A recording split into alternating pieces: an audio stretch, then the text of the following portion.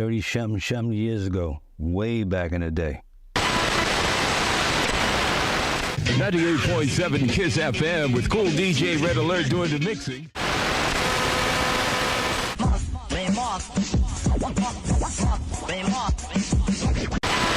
98.7 KISS FM, the Latin Rascals. The God Cops of Hip Hop, Mr. Magic. If I can go back in time and tell my younger self that I'd witnessed history unfolding and that I'd be old as hell 40 plus years later, I doubt I'd listen. I was too stubborn and ignorantly believed that I'd stay young, and new MCs would constantly churn out music for NYC that would be instant classics today. A lot of those earlier MCs are long forgotten, yet the ones here still tour, and we old heads get nostalgic about music during this period in time, what gave us eargasms. I'm gonna keep this a buck. Oof, there's me, with the fake gazelles on. The 1980s booty shorts, socks that damn near came up to my chesticles, pimping on Park Avenue at the knockoff joints called gazelles from a street vendor. I know that was a style back in the day, but I can't believe our parents let us go all dressed like that with those booty type shorts. Anyway.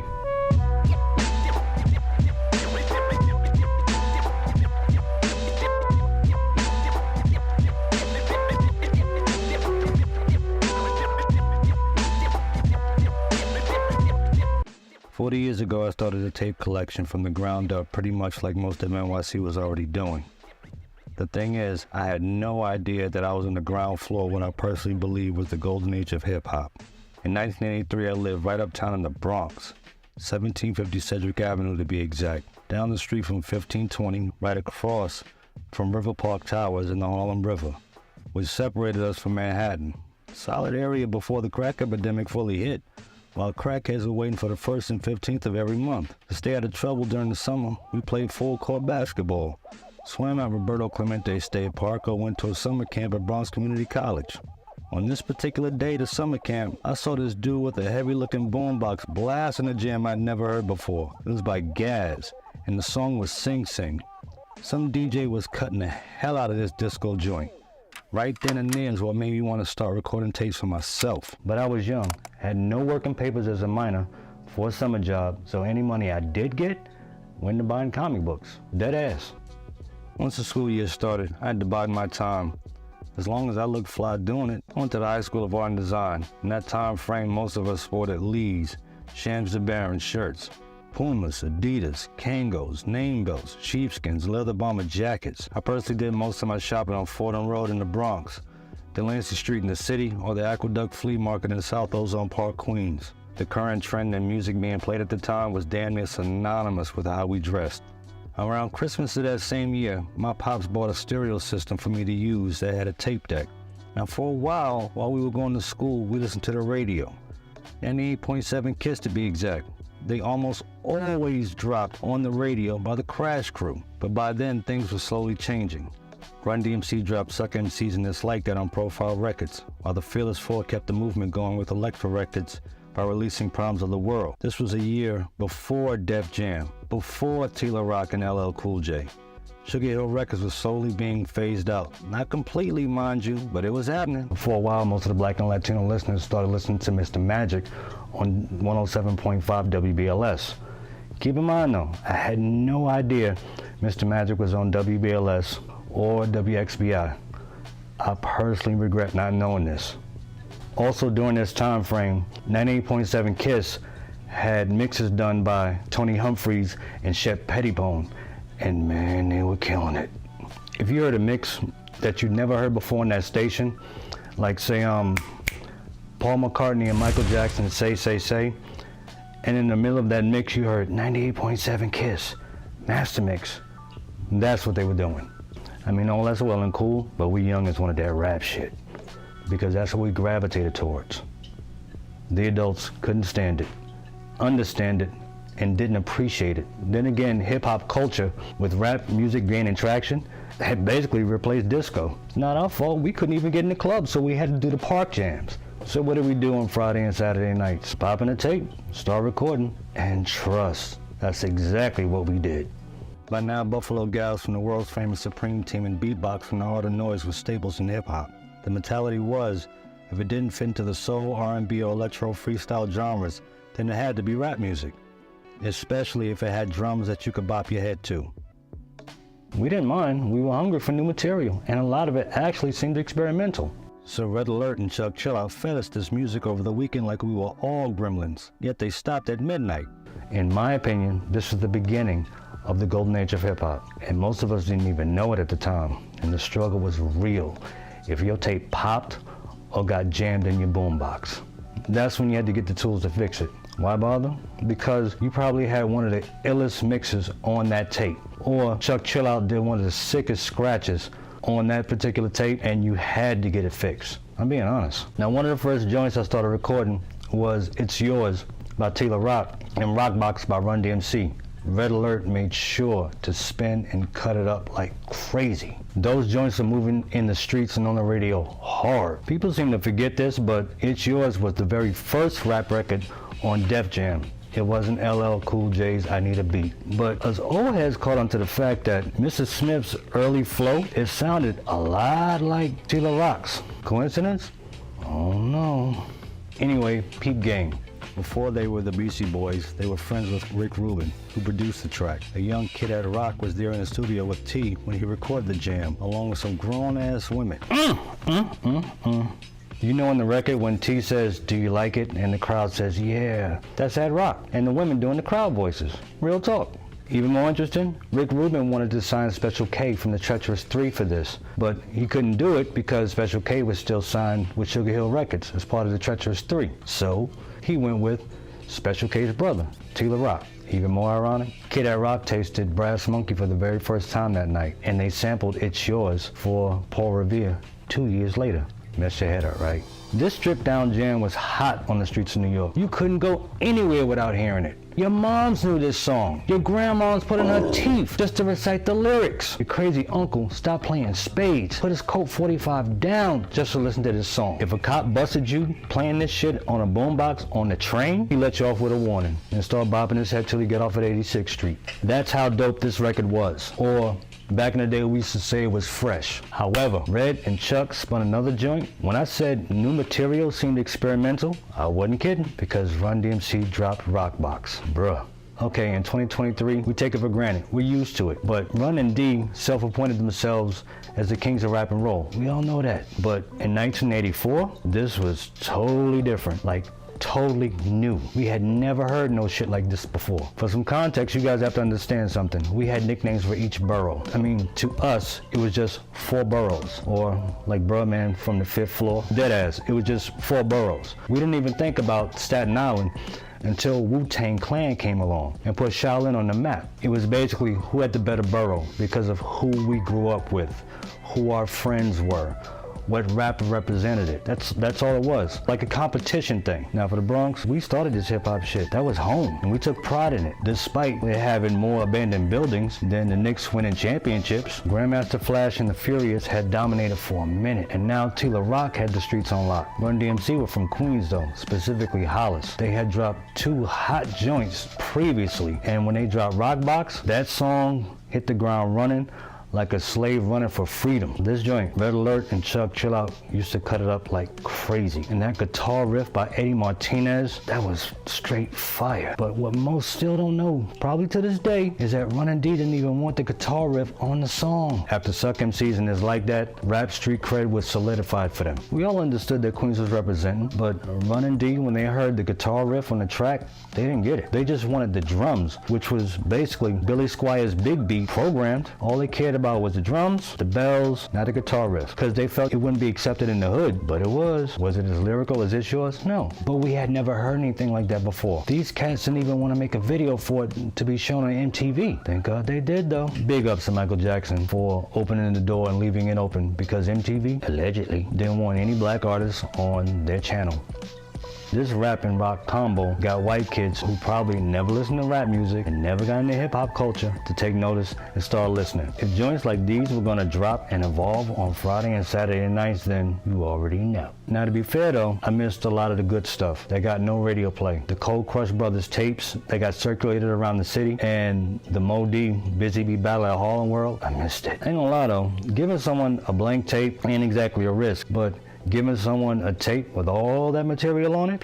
You'd rather give up your Jerry Curl activator or your new kicks. Please do me a solid for the YouTube algorithms. Drop a like, comment, subscribe, tell your mom, tell your auntie. They used to date 4 drug dealers way back in the day. There's a lot of material to cover. Know the ledge.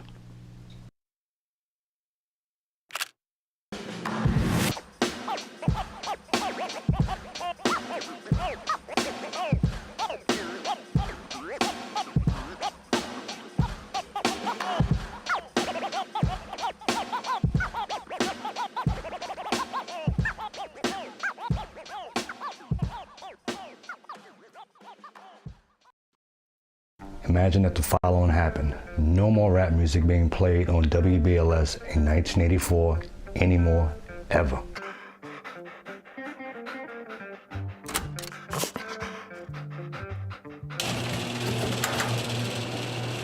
After the last video, I had plenty of things to discuss.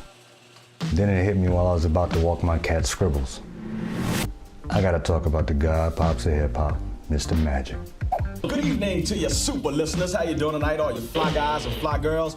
Welcome once again to the world famous Mr. Magic Rap Attack, and of course I am. Some parts of this are such a pain in the neck to talk about that every time I think about it, I get disgusted. So why not give you some context? In 1982, WBLS were pretty solid with their ratings and needed a solution to the problem of 98.7 KISS gaining ground via younger listeners. Pretty messed up because this is the same station that started playing D-Train, Alicia Myers, Shannon, and Madonna before damn near everyone else back in the day. Remember when we all thought Madonna was his sister? I mean, yeah, I thought she was too. In this time frame though, Frankie Crocker was the program director, and Frankie had a musical director named Mae James. Mae has a daughter who constantly stayed up well past midnight listening to the radio, with that same radio under her pillow on the low. So naturally, Mae's wondering what the hell has her daughter so caught up that she probably risked getting put on punishment for staying up past Betty by. Turns out that her daughter was listening to some dude named Mr. Magic and his rap show on WHBI. Magic would personally buy airtime on WHBI because it wasn't commercial radio, but he did believe in the growing hip-hop culture and loved rap music. Having been on at HBI for a few years already, his show didn't start off playing mostly rap music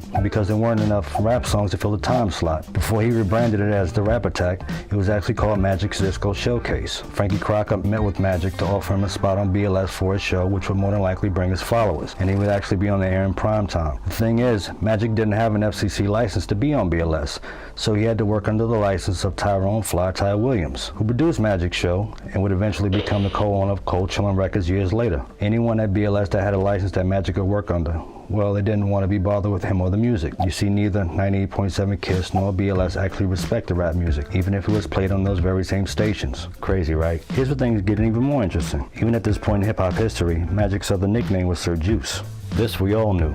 But the original Juice Crew? Well, here's where that old wow moment comes in. Most folks like me would start rambling off names like Roxanne Shante, Craig G, Tragedy, MC Shan, Bismarck, etc., etc.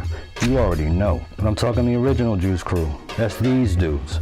Curtis Blow, the Fat Boys, Melly Mel, Grandmaster Flash, DJ Junebug, and Sal, the owner of the Disco Fever.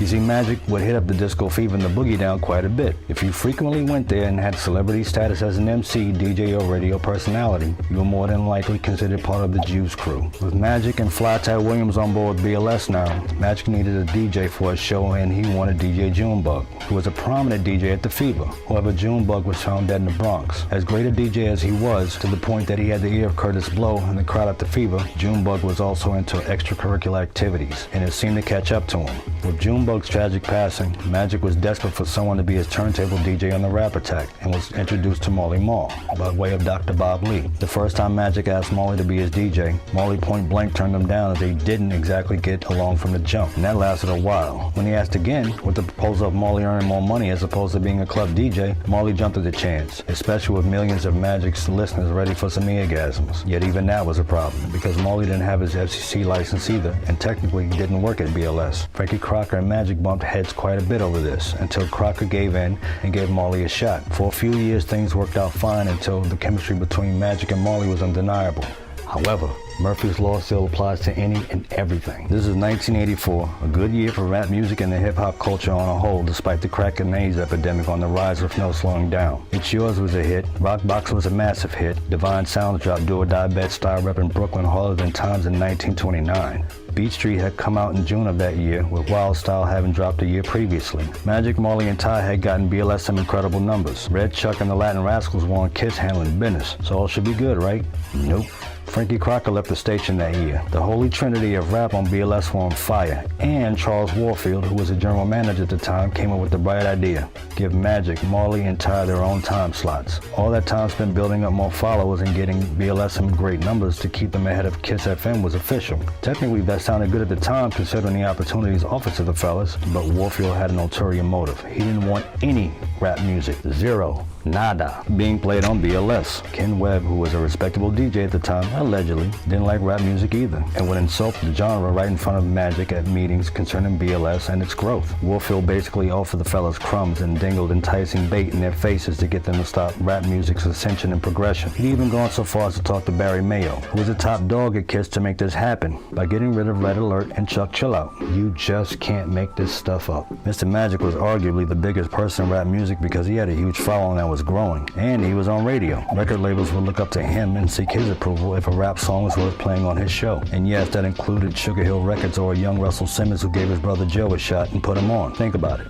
The overall ramifications of this are mind-blowing. Warfield's decision was a slap in the face to the hip-hop community, and it will make you question why would the station choose to turn its back on a genre that was rapidly gaining traction. The fallout was particularly devastating for Mr. Magic, who would not only lose a huge platform, but also his ability to support and promote the artists he believed in, like he did with Divine Sounds of the Fearless Four. Check the credits on a Fearless Four album. M Squared is Mr. Magic. You can question if the exclusion of rap music was driven by commercial concerns or a lack of understanding about the cultural significance of hip-hop itself. To understand the motivation behind WBLS's decision, you probably have to consider the socio-political climate at the time. With rap music gaining increasing attention and sometimes controversial subject matter, the station may have faced pressure from advertisers and conservative groups. Ronald Reagan was president, remember? Although Jesse Jackson tried his hand by campaigning for the big chair that same year. Then you actually have advertisers that had the mentality that black folks didn't actually buy their products, like Macy's as an example. As a response to Warfield's decision to go through with this, Mr. Magic, along with the reluctant Marley and Ty, who used WBLS to go back to HBI. Being pissed about this fueled Mr. Magic because at the time, he could see what no one else was seeing, a future with neighborhood entertainers that could express themselves, and he wasn't getting paid an insane amount of dollars to do it either. He believed in this, and no one could tell him any different. Dude was a serious visionary, and if it wasn't for him, there would have been no Marley Marl on radio to produce the instant classics we grew up on. No Biz, G-Rap, no Rakim, no Big Daddy Kane, no producers and beat makers to be inspired by Marley, like Pete and Primo, and none of those hot exclusives that Magic dropped on BLS let all of this marinate about how one dude saw what most didn't, and if Marley didn't learn how to sample. And yes, BLS did bring them back. That's a story for another day though. Here's my take on this overall. If you, like Magic, have a vision that no one else can see, don't let anyone stop you. The only one stopping you is you. Just make sure to keep your integrity intact and stay the course. Let me know your thoughts in the comment section, and I'm gonna have an entanglement with a cup of coffee. Praise Jesus for coffee. Hit that like and subscribe button, because I have more joints to explore and to get people thinking. Big ups to Magic, Marley, and Fly Ty for being the soundtrack to my teenage years, and mostly everyone else in the New York tri-state area. Know the ledge.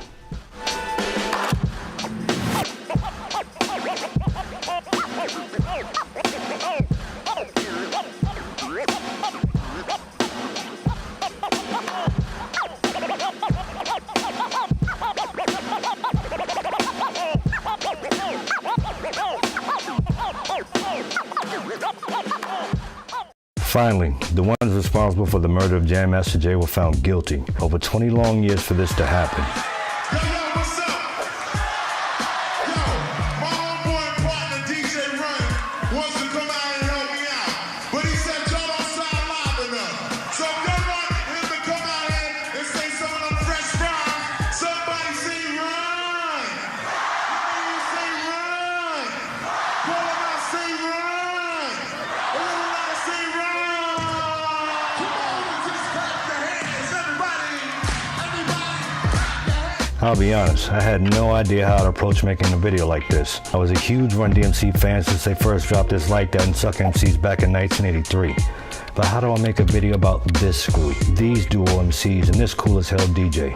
I don't know. I had two subjects I wanted to get off my chest before I started plotting. I mean, bruh, I was going all in like Lexington Steele in his prime when he was still making porn flicks, getting into chicks' jibbers and shit. You know what it is? So I'm telling my boy what I wanted to talk about next. So he tells me that the cast responsible for Jam Master Jay's death had the day in court. I admit, I was happier than a chick with some new spider leg eyelashes, or some dude sporting some gray sweatpants to show how big his joint isn't. The first thing that popped into my head was, damn, this took a long ass time, and it was suggested that I write about this from my perspective. This felt like a challenge to me because the focus had to be a bit more J than Runnin' D. Well, okay, let me get this out the way. RunDMC were never signed to Def Jam. They were signed to Profile Records. You'd be surprised how many people to this day still don't know that. The owner, Corey Robbins, was actually kind of leery to sign these cats. I mean, this label escaped being ruined financially. Dr. Jekyll and Mr. Hyde saved it by $2,000. In any case, being connected to Run's brother Russell, most of those mid-80s rap acts were signed with Rush Management. Now this takes me back, even if it was 40 years ago. If you're a comic book fan like DMC, Secret Wars was already killing it. Amazing Spider-Man number 252 introduced us to Spidey sporting that black suit. 3 people in this time frame were practically running pop music radio stations: Michael, Prince, and Madonna, all born the same exact year. RunDMC dropped their very first album before summer, which incidentally was dedicated to DJ Junebug, whom I talked about in the last video. The video for Rockbox got played on MTV that summer, and Jam Master Jay was officially down with them because Russell wanted to get an album done. Okay, cool. From 1984 to roughly 1988, RunDMC damn near had a chokehold on rap music because they expanded it beyond the hood, basically their core audience. After what I call the rise of the lyricists started happening in 1986, and their core audience started sliding off pretty much due to Walk This Way, you can see the decline slowly happening. As respected as they were, there were many others coming through the door that we were introduced to, from new lyrical MCs to new female MCs to new groups emerging. I mean, don't get it twisted, they still had dope joints even up until 1988's Tougher Than Leather, but with more artists coming out, the competition was fierce as well as it was respected. Now, jump forward to 1993. Run D and J got the hookup from DJ / 1992's Remix King / insane producer Pete Rock, because they were phasing out. NWA, Tribe, and Naughty had already dropped some incredible albums. Those 3 alone had different sounds, and it wasn't just them. Rap music has seriously evolved, so that now you had more choices to select from. If you're one of those folks that's wondering, well, what about so-and-so? And you know who you are. I didn't forget, because the list is long and the focus isn't on RunDMC, although Pete Rock gave them a serious resurgence to their career with Down with the King in 1993. That act alone got them touring again, and the payout in the 1990s was much better for them than in the 1980s. Death Row were out with that G-Funk flavor now, repping Cali, then added Tupac to his crazy arsenal of artists. It was pretty much game over. I'm gonna keep this a buck. We knew Death Row was a problem when Dre dropped The Chronic in 1992. With Tupac added in the mix, it was like the 1992 Dream Team, and man, they had so many dope tracks. I personally didn't care where producer, DJ, and MC were from. If your shit was dope, it was dope. Period. Death Row was making a killing being played on urban and pop stations. Dre and Snoop got the cover of Rolling Stone. The money was flowing faster than drunk dudes at a strip club, and New York's only savior was a brother from Brooklyn. By then, RunDMC's dominance was all but over. With no money coming in for Jay, bills are piling up and he was in the hole, especially with the spotlight fading. He reportedly owed the IRS over $100,000, but it was actually $500,000 in debt. Back in the 1980s, the group famously had an anti-drug stance in lyrics and PSAs. Hell, I remember when they gave a concert around 1985 because of the surging crack epidemic, and appeared on New York's Channel 11 News speaking about it. The thing is, and from my personal standpoint, if you have no financial advisor or zero knowledge of how to manage your money, you're going to have problems in the long run. I'm not one to make excuses for Jay, and I refuse to shit on the man's legacy. From what I read about him over the years, he was a good dude, helped out his family when needed, great family man, loved music, stayed in the community to start a record label, mentored a young 50 Cent. He, like most of us, made a terrible decision and it ultimately cost him his life. The irony of this is there happened to be 2 people close to him, a childhood friend and his very own godson. To get over the pressure of being in debt and a net worth that had plummeted, Jay became a cocaine middleman as his career slowed and money ran short. In 2002, a year after RunDMC's 7th and final studio album, Crown Royal, Jay had allegedly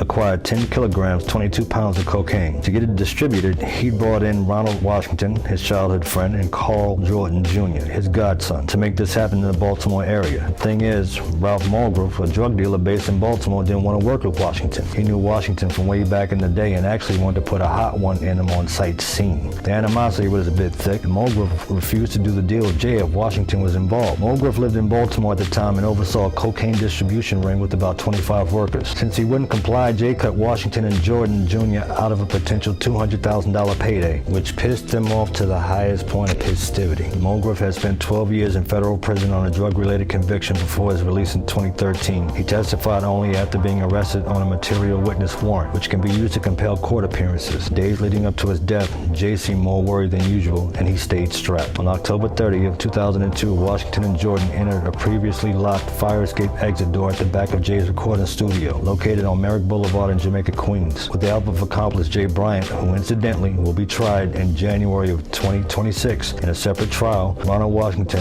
and Carl Jordan went upstairs to the recording studio where Jordan greeted Jay. At the time, Jay was sitting on the couch playing a video game and reviewing paperwork with his business manager. Initially happy to see Jordan, things went south fast. Jordan pointed a gun at Jay and fired 2 shots at close range. One shot hit him in the head and he died instantly. Jay's business manager tried to dip out after witnessing this, but was caught by Washington. He pointed a gun at her face and demanded that she lie on the floor, after which Washington, Jordan, and Bryant fled the scene. The defendants later openly made admissions to their associates implicating themselves in the fatal shooting or bragging about being the shooter of Jam Master Jay. After Jay's murder, Run announced the official breakup of RunDMC. This execution of pure act of revenge was finally made right, with Washington and Jordan having had their day in court, and millions couldn't be happier. The sad and tragic part of all this is that Jay left behind an incredible legacy, which most of us will never forget. During their heyday, people typically think that it was Run that fired up the crowd. No, that was Jay. Jay brought that energy. The look of RunDMC, the Godfather hats, sporting Adidas, that was Jay. When Mr. Magic had DJs visiting BLS and none could deal with how the equipment was set up, only one cat wasn't scared to shine when competing with Marley Marl on those turntables. Again, Jay. I still have those tapes where Jay set the mood for the crowd at the Apollo and then in Madison Square Garden back in 1986. It was all Jay. This is how I personally want to remember the man. He was that dude, and I refuse to think negatively over a terrible mistake that cost him his life. If we were all saintly, chances are churches wouldn't exist. Do me a solid. Hit the subscribe button, keep hitting your boy with some coffee, and keep your integrity intact. Know the ledge.